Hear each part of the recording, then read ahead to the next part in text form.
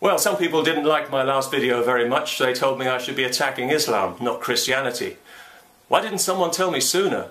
All the videos I've made, and not once have I attacked Islam. What was I thinking about?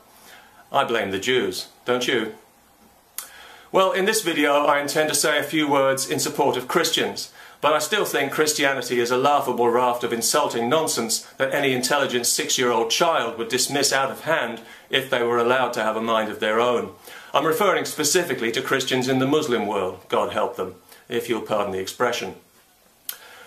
Who would have predicted that the Arab Spring, that bright new tomorrow of yesterday, would so quickly degenerate into a sordid Muslim Brotherhood takeover, with people arrested for blasphemy, women harassed in the street, and the violent persecution of Christians? Actually, I would have predicted it. Oh, you as well? And everybody you know? Well, it wasn't that hard to see coming down the road, was it?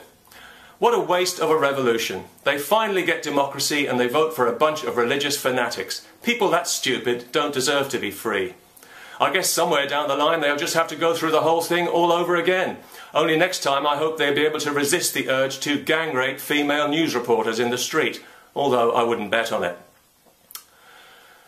The so-called Arab Spring has been a winter of persecution for Christians in particular, who are being driven out as Sharia is driven in. Like the Jews before them, Christians are being ethnically cleansed from Muslim countries, but the Western media don't want to talk about it because it means having to focus on the hateful supremacist doctrine of Islam, an ideology that confers inferior status on non-believers and demands their submission as dhimmis. Those noble Egyptian soldiers who refused to fire on their Muslim brothers during the revolution had no such qualms about shooting unarmed Christians in the street for protesting against unprovoked Muslim violence.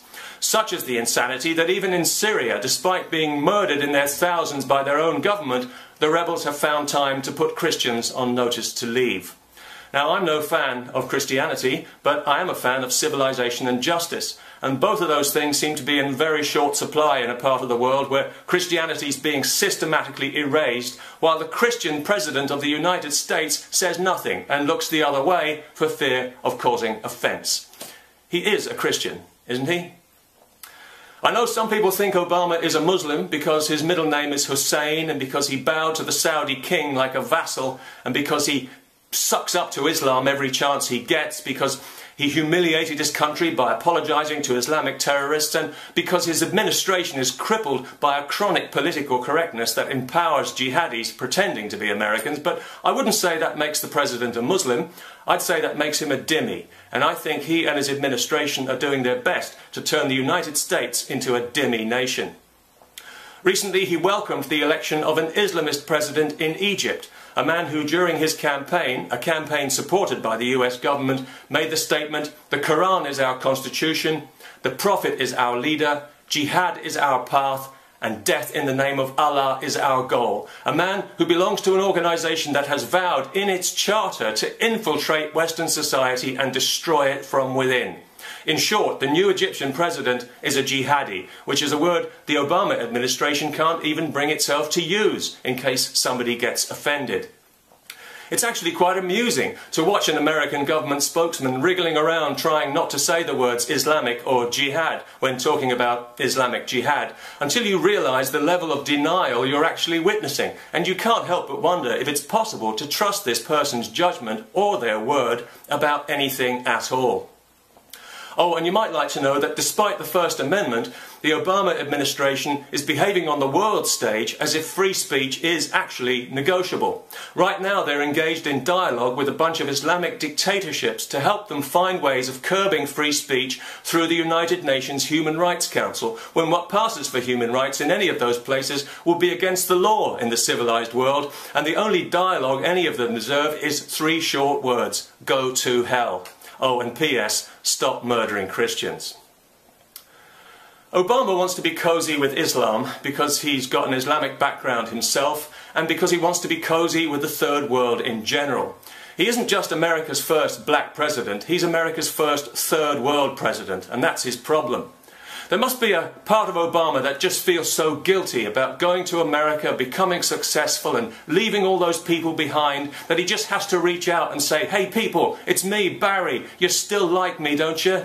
But they don't like him because they despise weakness, especially in the Islamic world. And there he's even less popular than George W. Bush, which is something I'd have thought a person would have to work at. But Obama has managed it effortlessly.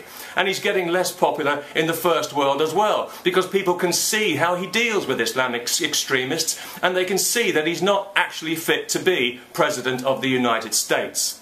Now, don't get me wrong, he may be fit to lead another country, a European country perhaps, where fundamental rights are not quite so important. Besides, he's a European by instinct anyway, an accommodationist, a compromiser, a Dhimmi. He doesn't realise that the American president has a duty beyond America to the whole free world to stand up for American values, not third world values, because despite all the propaganda, they are not, in fact, equal. If Christians are being persecuted in the Muslim world purely because of their religion, and they are, the American president has a duty to speak out loudly and often until somebody listens. Instead, this president chooses to remain silent. He chooses to continue shoveling bucket loads of American taxpayers' money into the Arab world without even a polite request that they stop murdering Christians. And if you think that's slimy, every year the US State Department issues a report on the state of human rights in all UN member countries. This year, for the first time, they removed the section on religious freedom, thus neatly sidestepping the need to acknowledge the violent persecution of Christians since the glorious revolution for freedom and democracy. Who would have thought that the United States, of all countries, would so cravenly turn its back on persecuted Christians in their darkest hour, just so as not to offend their Muslim persecutors? America, thanks to this president, is already a Dhimmi nation. Peace.